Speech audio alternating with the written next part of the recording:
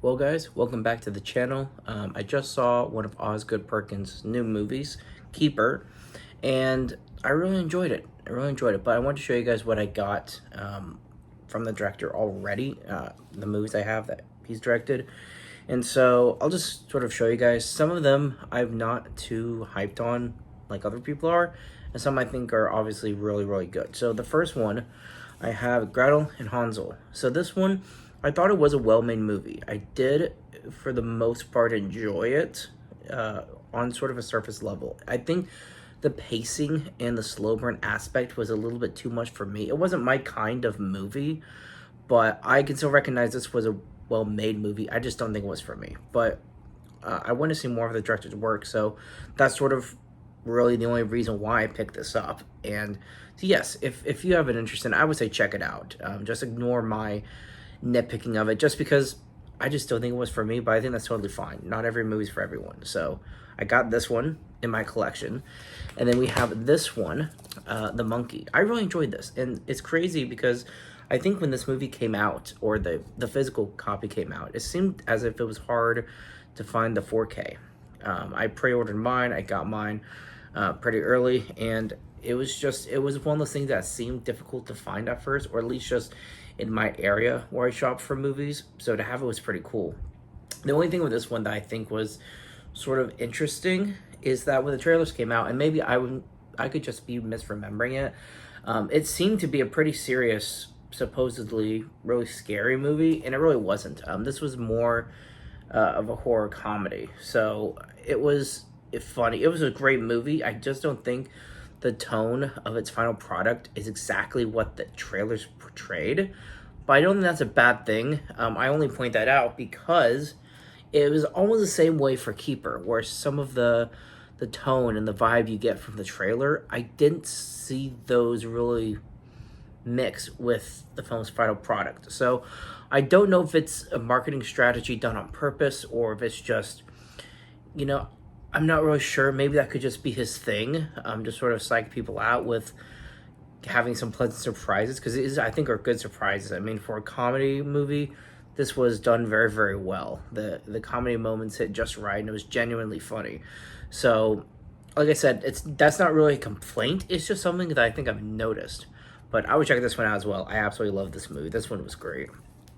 And then for the recent movies of his work, one of his most recognized ones is Longlegs. Now, I actually have two copies. I have this movie on 4K because obviously this is the copy that had come out first. And of course, you got the back, it's got that creepy stuff on the back. And I mean, this is just a great cover. This is a nice slip. Most of these movies, besides Gretel and Hansel, which I believe there is a 4K for it as well. So you technically can get majority of his movies on 4K. So Longlegs, I really like this cover, but after this copy had released, sometime later, they released a steelbook. And of course, I had to have that one as well for Longlegs. This one's really cool. I know the lighting in my room here is pretty crappy, but you can see his character there. And then you take this off, it sort of reveals that the text from the film. So, and then here's the back. So you get that other character here on the back. So, yeah, this is a really cool steelbook. This one I think was $50 when it came out, and I don't recall it ever going down in price. I haven't checked back in with its price point online right now, but I know this is one that a lot of people are wanting, so I was kind of expecting to pay a little bit more for something like this, for such a sought-after movie. But this is a really cool one to have. If you can get your hands on it, it's awesome to have in your collection. And then, of course, for Keeper, here is my 4K copy. So it just seems like majority of his movies are on 4K, which is pretty cool. And we got the back here. It's interesting if you see the movie. It's funny how all of these images on the back are sort of from very specific scenes. I mean, it's just, I don't know, it's just kind of, I like the slipcover because it shows that kind of stuff. And this is actually, the cover is a scene from the movie, so even that's pretty cool. So I really like this. So let's talk about this movie. This one, basically you have this couple that go to this cabin to sort of get away from everything, and some creepy, eerie cabin in the woods kind of stuff starts happening. So generally, you have Liz and Malcolm. This is our couple in this movie, and they go to the cabin, and you start to see supernatural things happening. Like Liz draws a heart through the fog on the window. Then later in the movie, you see something that you can't even see draws a heart from the other side of the window. Some of the creatures, this is a little bit of a spoiler, but some of the creatures you can see on the back appear in the shadow in the background in the corner of a dark room. It's one of those things I appreciate the way it was filmed, where things like this, some of the monsters, there are shots where you have your character sort of, I'll just sort of demonstrate a little bit here, part of the screen, and then back here in the corner, it's all dark, and there's a scene where you see like the shadow starts forming, this black smoke, but then it starts forming this creature, and it's like just still back there, back in the corner of the shot, and by the time the character turns around, it's gone. So it's just the shots like that, to me, I feel like are more effective when it comes to the unsettling vibes and aspect of a horror movie. If there's something that is lurking, I think creatures slash people lurking is, in my opinion, scarier than just some hideous monster jumping around the corner. Something that's unsettling, like I said, just lurking around, something that you know is there, but the characters can't find or see or determine or figure out. That is more effective to me from being scared or, feeling unsettled.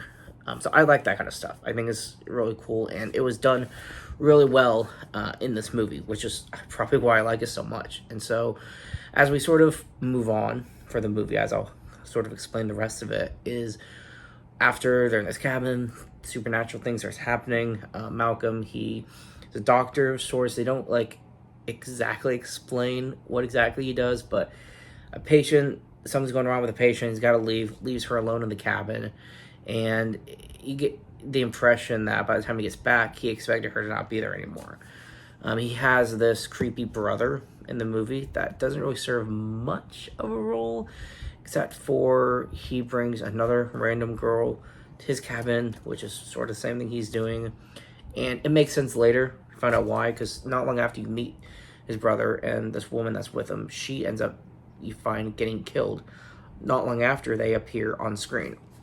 And so you already know something is out there killing before you see what it is, or before you know what it is. And so for classic movie tropes, after all the supernatural stuff is happening, Malcolm, he gets back to the cabin after being away for a little bit, and Liz is genuinely freaked out, as she should be with what she's seen. Malcolm starts trying to reassure her, saying, hey, let's just stay here, everything's fine, just take a breather. And when he can't lie to her anymore, when he lets some information slip, he has to tell her the truth. And basically we get this long explanation scene, which is kind of common for horror movies, where we get an explanation scene toward the end. But this one, it was interesting because it ties into some supernatural elements that is unsettling, not just, oh, well, this happened, and so now this person is violent.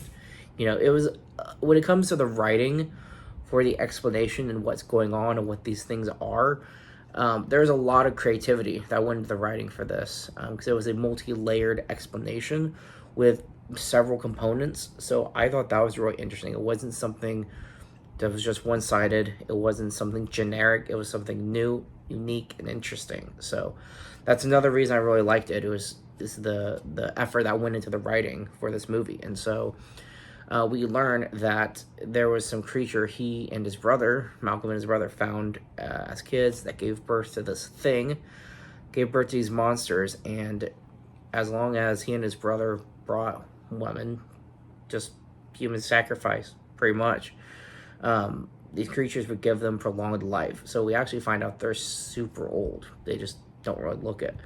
And so all these flashes of these women and these women screaming and these dead bodies, now you're getting all the connector pieces of these are all victims from Malcolm and his brother from in the past. And so now Malcolm, he locks a lot of the doors, trapping her inside this cabin while the monsters are around saying, "You're gonna die. I'm feeding you to them. Sorry." However, things really aren't all that hopeless as it may seem for characters, because Liz actually fights back against Malcolm. So we learn that toward the end of the movie, when the monsters, these creatures, are surrounding her, presumably going to kill her. Before we see her finished off, it cuts away to Malcolm going to bed, just sleeping it off as if nothing happened, as if he did nothing wrong. But when he wakes up, he finds himself severely aged, as if the gifts that these monsters have given him have finally started to catch up with him, starting to reverse his, effects.